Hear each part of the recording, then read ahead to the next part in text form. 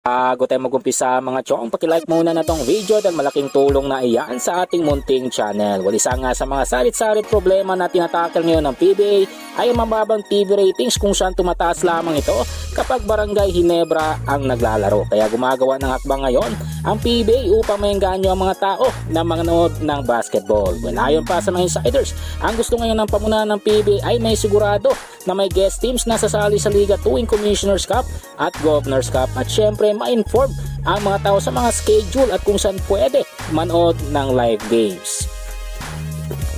Ibang balita, punta naman tayo sa high flyer big man ng Blackwater Bossing na si Tyrosil na plano raw kunin ng Barangay Ginebra dahil sa pagkawala ni Jeremiah Gray. Ayon pa sa mga insiders, may pag-uusap na naganap sa pagitan ng kampo ng Blackwater at Barangay Ginebra patungkol sa acquisition kay Tyrosil, pero nagkalubuhan dahil mabigat ang niling ng Blackwater. Pero ayon naman sa mga fans, mahirapan makuha ng Gene Kings itong si Tyrosil dahil hindi nga basta-basta papayag ang MVP Group dahil farm team ng MVP Group ang Blackwater Bossing.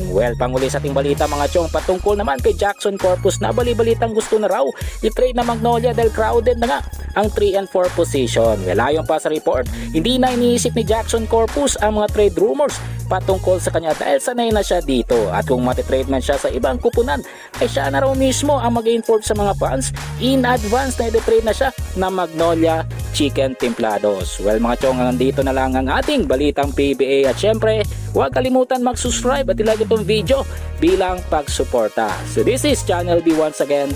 I'm out.